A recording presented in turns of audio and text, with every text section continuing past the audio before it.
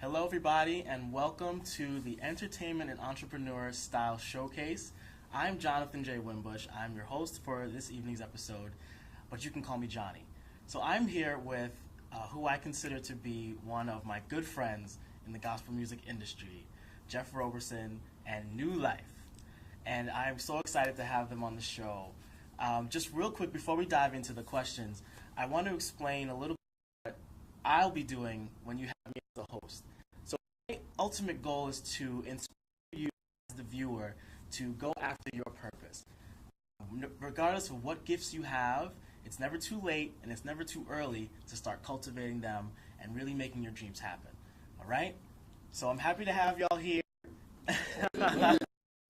And my first question to you would be, Jeff, when you identify singing more as a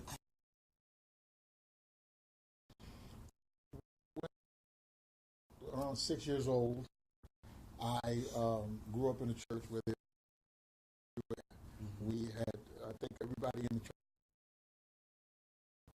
And I was just fortunate enough to be around that atmosphere. And there was a young man at that time named Benny Cummings who was very talented, writing, choir director. And I began to play in that choir. And at first it was just something to do. I was just happy with doing it. I was young, and I was like around 13 at that time. I wasn't 6, I was 13. And then, after a while, I began to see that the people that I was singing to or playing for, right? And one day, after a service, a person came to me with tears in their eyes and was like, "You blessed me tonight." And I was like, I just played the piano. What is that? But it was something about the way I played that night that just connected and touched her. And from that day, I never forget, I was a teenager, I began to seek God more, and it became like a calling, right, more than just performance. Wow. Because I knew that there were people that were affected by what I was doing. I see. All right. And that was when you were 13. Yeah, because I started playing in the church choirs, like I said, around 6. All these, my kids, my friends, and, all my homeboys, as we used to say back then, some with drums. I just stuck with the piano. And then as I began, like 13, this guy, Benny, started writing. I mean, he's writing songs everywhere. He was just explosive. And that's how I got my craft, and I started developing, learning, just playing background. That's all I was doing, playing background. Wasn't thinking about being a front person at that time. Just concentrating on the craft. And, a couple of years in that, and we began to travel and began to see some of the greats of gospel back then, like James Cleveland, Andre Crouch, the Hawkins. Oh, my Lord. It was tremendous. And I'm a young guy and just, meeting all these great people. Nice. But because of the ministry, the doors opened. And, Because I grew up, my father used to play, he had a collection of the Hawkins family CDs, so he used to play them all the time. But my next question is, when did you kind of get the desire to become a recording artist? Because you mentioned you were in the background, you weren't really looking to take the limelight. When did that transition happen for you? After I started playing for the school chorus, a music teacher, Miss Margaret Burke, took me by on the side and said, "Listen, you have a gift, and you have a great ear. So that's like something you can't sleep on that, and you really need to develop it." And it was like maybe 17, 18, and started a little group, of kids from high school, just me and my friends in high school, and we went into the studio. I wrote a song, and let's try it out. But back then, listen, I couldn't sing, and I'm not gonna tell you, really, I'm not gonna front. I was horrible. But, every day we used to go into the music school and shut the doors and just practice and practice. Nice. I mean, just practice until it became a part of me. And, at that time, that's when I got that itch to do it even more. I made a 45. You don't even see that anymore, right? 45? 45, man. It's like, That's not the gun. Right? No. I'm used to 45, No. Something else. RPM, they call them RPM, 45. Okay. We used to play, and that was how we used to do it. Back in those days, we used to put a penny on the needle just to weigh it down so that it wouldn't scratch because of the vinyl. Wow. We've come a long way in music, man. Right, I feel like nowadays if a young person, if you mention a cassette tape, they're like, what? I just have an iPod or whatever. Right. So what setbacks did you encounter? Because you're now at this point you're entering into your gift as a singer, songwriter. What hang-ups did you run into? Well, I had a lot of personal hang-ups. Main hang-up really was trying to overcome fear. Okay. The fear of being on stage, and then the fear of being competitive with people that were better than me. Interesting. Because, not everyone has the same talent level. Uh-huh. But, when you're on stage or you're performing, it's like learning how to just do your gift. Yes. What God has put in you. And then, you get past it. But at first, that was a huge issue because I was like, I'm not as good as this person. It came fear. It's like, I'll forget it. I'll never have it. I'll never do it. Forget it. And I never forget. There was a song I did in school called Raindrops Keep Falling on My Head by Burt Bacharach. That's old. I was a little kid doing it. And I got to the chorus and I forgot. And I got up off the piano and I walked off the stage.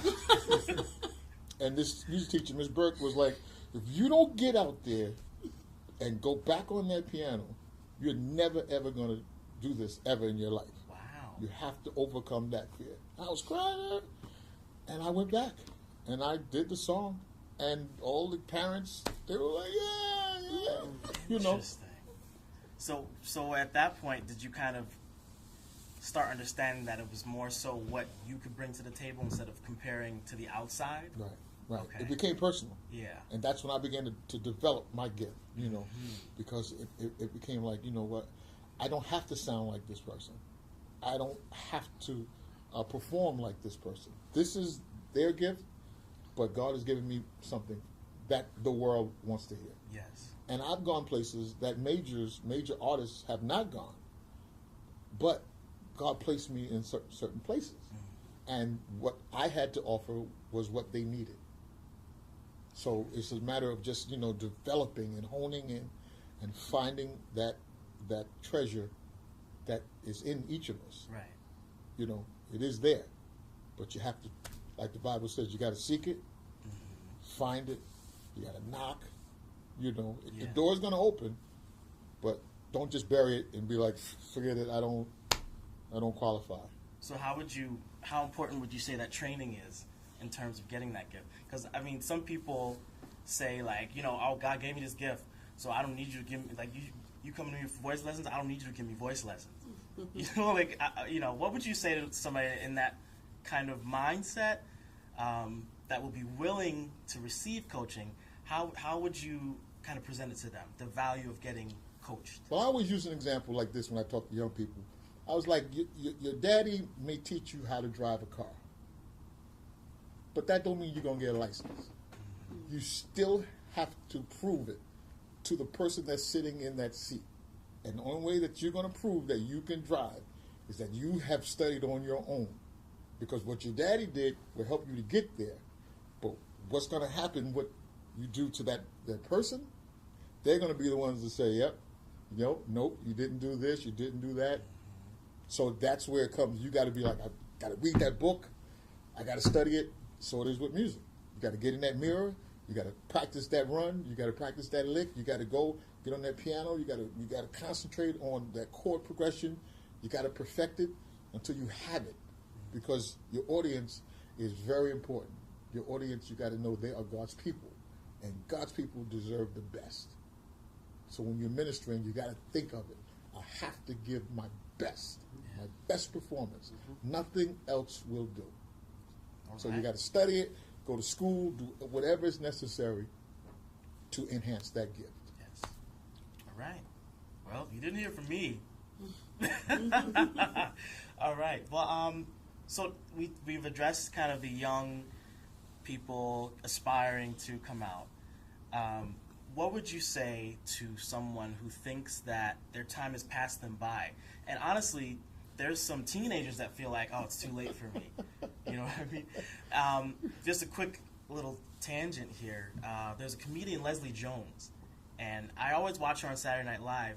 She's in her 50s, and she's just now getting discovered. So if you were to encounter somebody inside the church or outside of the church that says, oh, it's too late for me, you know, I have this dream, but I don't want to really chase it, what would you say to them?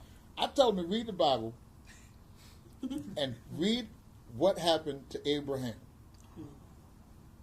Abraham had a seed in him, and his wife couldn't have a child, but he was 99 years old when he was like, it ain't going to happen. I'll never be this father. You ain't going to have this child. And that became an issue. And when the angel even said, listen, do it, everybody started laughing. It's like, are you kidding me? You know, my time has passed. I'm too old for that. But if it's in you, the promise, the seed that's in you, listen, you can be 50 like me, or you can be 20. It doesn't matter. It's going to grow. But you got to keep watering it. You got to keep nurturing it. You just can't give up on it. You can't do that because it's going to come out. I just wrote a song years ago, and, you know, somebody called me the other day. I was telling the group about this, and they were like, yo, I like this song. I'm like, yo, the song is like 20-something years old, Right. but they want to do it. Right. And you feel like it's not really relevant. It's right? not relevant. Uh-huh. But to them, it's like, yo, this is a bad old track. I'm going to do this. I'm like, yo, go ahead. As long as you pay me, I'm happy. Right. You don't worry about it. Do your thing. But, you know, you never, it may seem like garbage to you, but it's a treasure to somebody else, man. Very nice. Really, I'm trying to tell you. Very nice. So let's talk a little bit more about Nulife. Yeah. I'm sure everybody can see this piece of hardware in the middle of the table. Can you just tell everybody? I'm not going to do it justice. So just tell everybody what this is and how significant it is for y'all. First of all, I'm humbled. I am very humbled. This past June, we were honored to be nominated for an award for an independent artist. And the group, we went down. Our expectations were we're just going to go down and see what this is about. And we won. We won Artist of the Year with the Praise and Worship CD of the Year. Nice. And oh my goodness. I mean, you know, and that's the perfect example of what we're just talking about. Yeah. Being so old as I am, and then getting this gift, this reward, which is on a national platform. So it's a Rhythm of Gospel CD. The group was there. My wife, Cynthia. How did it make you feel? What was that about? It was awesome. We were surprised. We were shocked. But my husband works very hard. And as Nulife, we work hard alongside with him. So it was a blessing to receive this award. Very nice. Grateful, very humble for it. Well, there's obviously a reason why they won. So I would like to take a little bit of time and have you guys sing a little something, if that's okay. That's fine. All right. For the rest of my days, and you know I will give you praise. Oh yes, for the rest of my days. Lord, I want to say thank you, Jesus. Say, I will give you praise. You've been real good to me. Oh, For the rest of my days. thank you, Jesus. Gonna give you glory. Gonna give you praise. I will give you praise. Oh, yes. That's all. That's one of the songs that you wrote? Yes, it's one of the songs that was on this project called The Journey. Yes. The Journey is the CD. That's the name of the CD. And I was able to write some songs. And these people that are here, sitting over here, they might not be saying much, but they are the blood, sweat, and tears behind this group. Shauna, Miss Shauna Blacks, the writer, the creator, the producer. She does a lot in this group. Alto. And she's one of the baddest altos you will ever meet. Yes. Oh my Lord. And her brother, who organizes all of the vocals. He does it. He does it before I do it. He knows it. Brother Stephen Jackson, Minister Stephen Jackson. Yes. Stephen has been with me, I think, forever. These two right here, they've been with me forever. And of course, Sister Lisa Wimbush Pope. He's a pope. I know her very well. Yes, you do. Without her, I wouldn't be here. That's my mom. Yeah. But Lisa is an integral part of the group. Yes, she is. We wouldn't be able. Yes. Couldn't do it without Lisa. She is unbelievable. Yeah. And her spirit, she's so humble. Yes. Oh my Lord, she's great. She's really a great asset. And of course, we have Minister Elder Joseph Nesbitt, who is one of the senior people in our group, like myself. We just give a lot of wisdom and help these young folk along the way. Okay. But he's a worshiper. Yeah. He's an awesome worshiper. Nice. And just his spirit is just so contagious, and we love him. There's some that are not here, but they've all been a great part, asset to this group. Very nice. So I actually want to hear a little bit from them. Yes. But just real quick, where can people find out more information about Jeff Roberson and Nulife? Well, you can go to the website. It's www.ligs.org. Ligs.org. That's the name of the record label. Long Island Gospel Sound is an acronym, but it's www.ligs.org. Or you can call us at 516 go ahead. 967-0745. And just let us know what you need. And of course, we have music that is available that you can go on the websites like CD Baby, Apple, iTunes, Amazon, and just check you out over there. Yeah, you can check us out. We have videos. I just wanted to say before we just move on that we have a huge event coming up on August the 19th. It's called the You Matter USA 2017. It's going to be on August 19th. This is with my friends, Archbishop McLeod and Lady Simone. They're great friends of mine. And it'll be at the Boys and Girls High School, 1700 Fulton Street in Brooklyn. That's August 19th.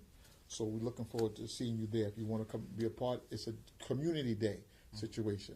We'll be there singing, giving out book bags for the children, helping out the community. So that's August the 19th. So I just wanted to put that out there. All right. Thank you. So you want to talk to my people? I would like to know. I have a few questions. In terms of the longevity of the group, how would you say? What is the key that keeps you coming back? To Jeff Roberson and Nulife, or what is it that locks you in? I see so many groups where members come and members go, and what would you say is the key? Stephen, I'm going to ask you first. Ask me? Yes. Well, let me see. I started singing with Jeffrey when I was 16, and I just turned 30, so it's been 14 years. Wow. And I mean, outside of the fact that he feeds us very well, there is the fact that he's just such a nurturing figure, and he loves to cultivate the people that are around him, to push the people that are around him. I don't think any of us would be where we are musically in our own individual giftings and callings if it wasn't for him. So that kind of keeps you coming back, keeps you wanting to be around him, because you don't want to be around anybody that's going to push you down. And he's always uplifting us, always pushing us forward. and the music is contagious. The music is contagious. There's always something new, always something fresh, always learning and creating new songs, and it's just awesome to be around. That environment, it's infectious. It is. And I've sat in a couple rehearsals with y'all, and y'all have church. And it's refreshing, honestly it's refreshing, and for that to be such a consistent part of what keeps Nulife going, that's awesome. Let's ask Ms. Shauna, what would you say is your kind of lifeline for Nulife? My lifeline for Nulife? I feel like she's going to need a Kleenex. No, I'm not. Just piggybacking off of what he said, and what you said, is just refreshing. You do have a lot of groups where, there's constant fighting and bickering, and I think that has a lot to do with not everybody being on the same page. Some people have their own specific agendas, while they're in here, and there's none of that.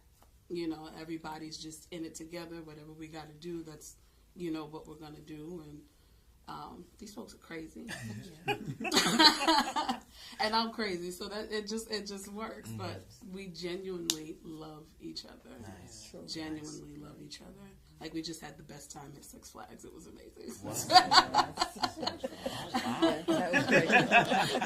Let me know next time y'all go. All I can say is Nitro. Let's not talk about that.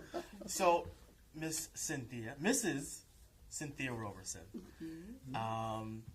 if someone were to ask you, hey, I saw you with that group Nulife, what's that group about? What keeps them going? Well, we love the Lord. Okay. We're saved, and we're serious about God's business. We're anointed.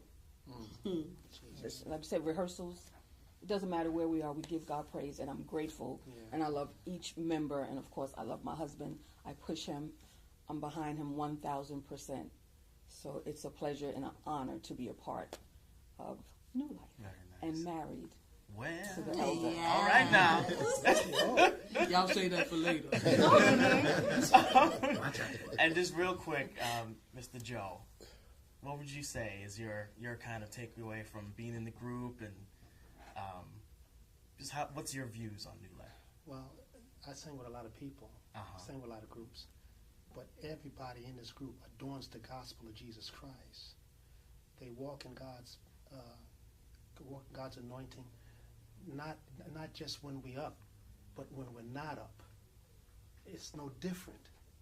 And if it wasn't for these two here, I wouldn't be alive, because when I had met Dr. Roberson 5 years before I even started singing with the group, and then he came to a church that was right around the corner, and I was an armor bearer, whatever you want to call it, and they put me on him. And he came a month later, and then he said, "Listen, I want you to come. I want you to audition for my group." But it took me about 4 months for me to even come, because I was going through something very devastating. I was contemplating ending my life. And it took me 4 months to call him back. When I called him back, boy, he gave it to me, but good. Yeah. But he didn't push me back to the full. You know what I mean? Yeah. But then we went from working me in to he went from I want to audition you to working you in, and I was like 3 weeks before my birthday, and the rest is history. I never looked back. Nice. If it wasn't for these two, I wouldn't be here. Wow, that's deep. He needs the Kleenex. We're saving lives. Yeah, he needs to clean it. And Miss Pope, my mom. That's my mom. Everybody. Miss Pope. Just to close it out. What would you say, Nulife, Jeff Roberson and Nulife? What do you bring to the gospel industry? What do you bring to the world? Because I believe that a lot more people are going to see you. So what would you say they're going to see when they see Nulife? Well, first of all, I've been singing with the group for about 9 years now. Wow. And around 2008. Wow. I was blessed to join this group, to meet Elder Jeff. And it's been an honor singing with them, to be able to sing and worship and praise God together. And like they've said, it's like family We are family. And what this group brings to the world is to get in touch with God, to feel His presence. We are all about praise and worship, and I believe winning that gospel award was a gift from God to encourage Elder Jeff that this is what you're doing. Continue worshiping and praising God. Nice. Because when you sing in an arena and you feel a shift in the atmosphere, that happens when we sing. And I thank God for Elder Jeff, and I thank God for being a part of that. That's and I look awesome. forward to the future and what we have to give That's to the awesome. world. That's Yeah. amazing. Yeah. Well, I want to thank you all for coming. Thank you for It was. having I had us. a great Having us, time Johnny. with you all. Thank you. And our time is up for this episode, but I want to leave you with some footage of Jeff Roberson and Nulife, so you get to see what they do, and they do it well. Thank you for joining us on the E&E Style Showcase. We'll see you next time. All right. Thank you.